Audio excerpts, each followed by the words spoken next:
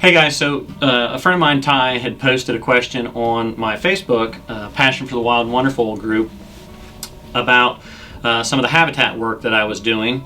And he just asked a generic question here. I'll read it out loud. Has there ever been studies on overcrowding habitat or too much environmental change in a main living area? I wonder if too much habitat change and constant pressure can push deer out of an area. So let's start with the first question. Or the first part of this question. Has there ever been studies on overcrowding habitat? The short answer for me, at least, is I don't know. I tried to do a lot of research on the internet, see if I could do the right kind of word structure combinations to find anything. I never really did to discuss the overcrowding. Doesn't mean that it's not out there. There's some spins to the overcrowding question or way if you use that word that I might key on.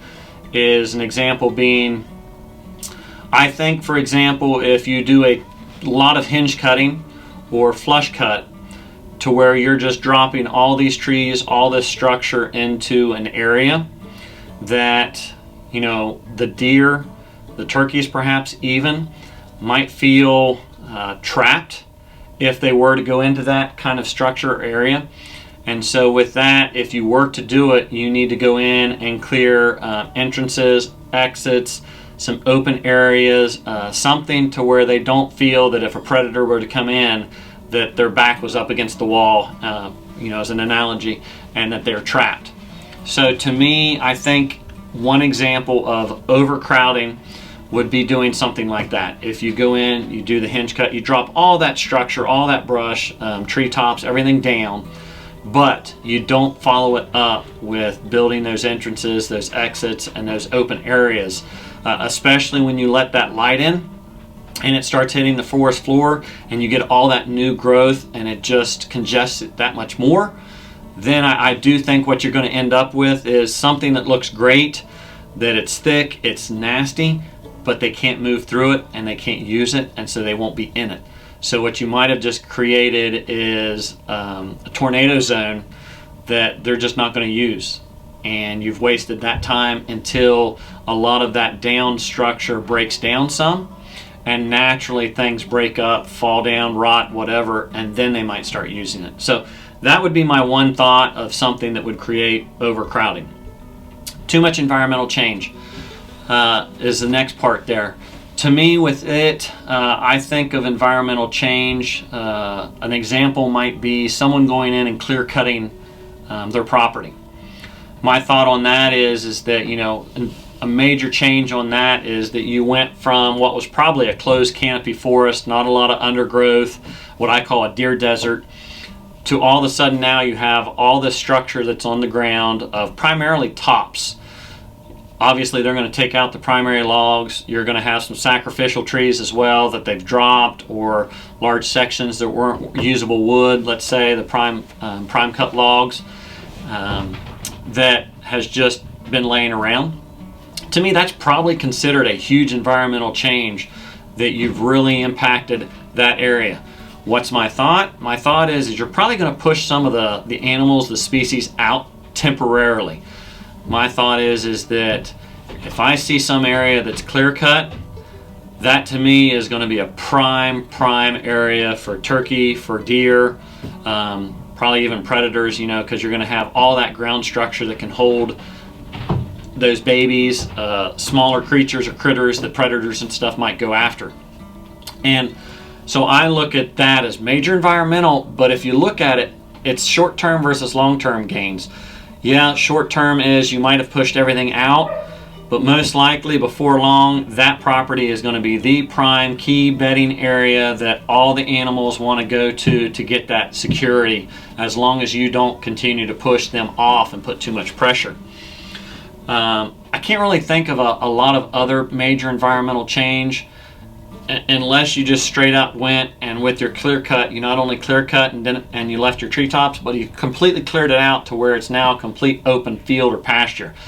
Then yes, I would think that, okay, you've now taken away any kind of area that they might reside, assuming that you keep it into a grass, a field, a pasture.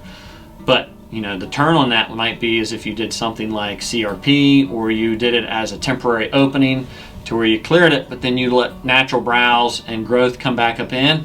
And next thing again, you're creating a nice bedding sanctuary area that would be something within years that they might come back into. And you've got yourself the best bedding area in the whole area. How about too much habitat change and constant pressure to push deer out of the area? Too much habitat change.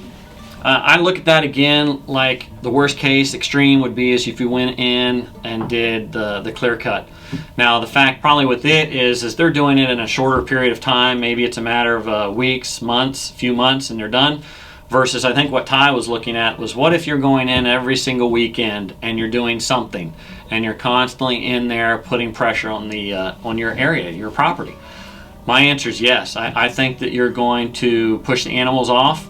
I look at it as an example that if I'm somewhere where I want to go and be alone from people and I just don't want to be bothered, maybe it's for me going out in the woods and sitting in a tree stand, and I constantly have someone driving by honking their horn or constantly coming up to my stand, and I'm giving extreme exaggeration cases, bothering me, I'm going to eventually say, all right, I'm not getting my isolation, I'm not giving the privacy that I want, I'm going to move and go somewhere else.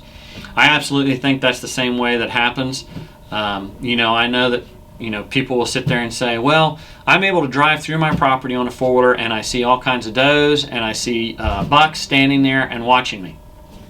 I won't argue that, but I will sit here and from my years so far of hunting, I'll say, how many times have you done that and seen a giant buck just standing there? If it's not primary rut and he's locked down with a doe. And my opinion is not very often probably.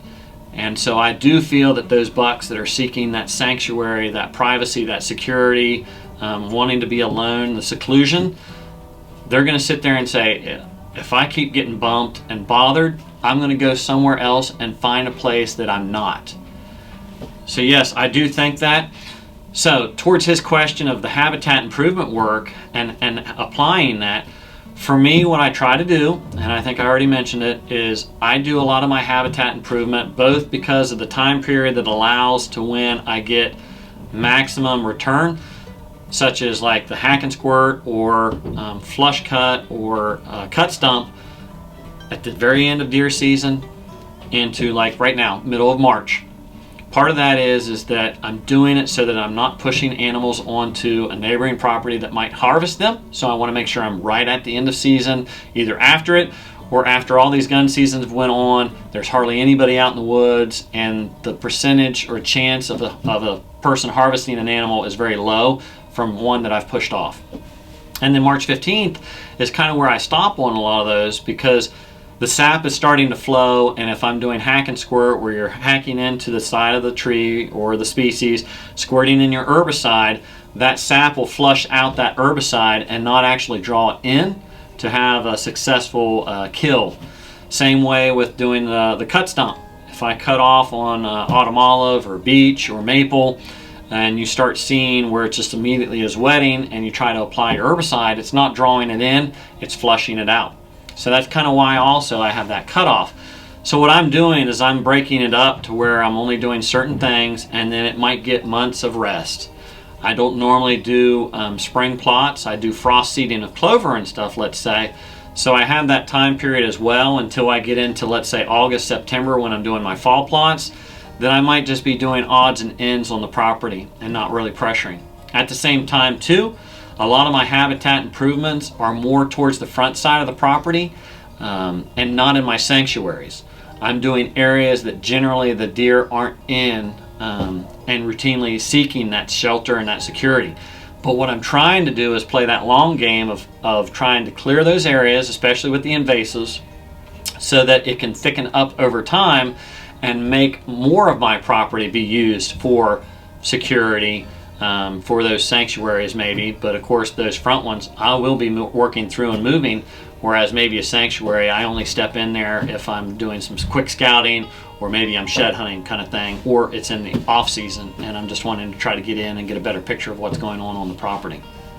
The other thing is you turn right around and maybe I go back in and start doing in July some of my habitat work again, where I'm back into cut stump, I'm back into hack and squirt to where now I have that sap flow going back and forth, or in this case generally towards the fall, it's now starting to draw back down into the root system to where when I apply that herbicide it's being drawn in. But what I like to try to do is if I start that work, and whether it be July time frame, let's say, that I'll work up until the point that I'm maybe a month or so before season, and then I'll stop and I stay out. And the idea is just trying to let the property rest. Now with me, I try to do a lot of my work ahead of time, whether it be setting tree stands, doing food plots, the habitat stuff. Whereas I think what you find is a lot of other people, they come in that last minute of hanging stands, checking their property out, clearing their trails, doing that stuff, to where my hope or goal is I'm done with all my things from already putting pressure on my property earlier. And they're now coming in later and pushing what animals I might have pushed off right back in. And then they're realizing, okay, this place is secure, it's quiet, and it's sheltered, give me the security that I need. And they can seek sanctuary there. So that's some of the way I look at it. For me, another thing that I also do is, in Ohio at least, I pretty much, once season starts, I try not to use a four-wheeler on the property. I try to hike everywhere that I go, so that I'm not having that constant in and out with a four-wheeler, making myself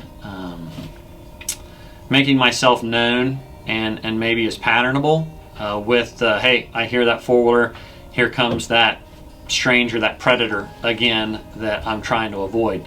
So I normally try to use it. I try to be smart about my entrances and my exits, and obviously play in the wind. But that's one example, is the four-wheeler. Now in West Virginia, the property is a lot bigger, a lot more hills. And what I do normally on it is I normally try to use the four-wheeler just to get up, let's say, a first rise or a first big hill. And then from there, again, I try to cover the property on foot and not using the four-wheeler. And I try to avoid having the four-wheeler on the property as much as I can. If I do, it's very limited, and it's probably just where I'm wanting to use it to ride up to a camera and check a camera card or change a camera card out, and then get it back off the property again. So those are some of the things I use or do. I agree. I think minimizing intrusion, for just wrapping it up to Ty, his question, that I think minimizing intrusion, balancing when you do your habitat work is the best thing to do. And like I said, to me, an extreme case is the clear cut. That you have a person comes in, clears that out, they're in and out in a matter of weeks or months. You might have that little bit of delay of where it might be being used, and you get that initial grow up. But I think come turnaround time in a year, that you really start getting those that new growth, the new browse and forbs and stuff coming up through woody browse, that it's going to be the place to be. To me, that's an extreme environmental change.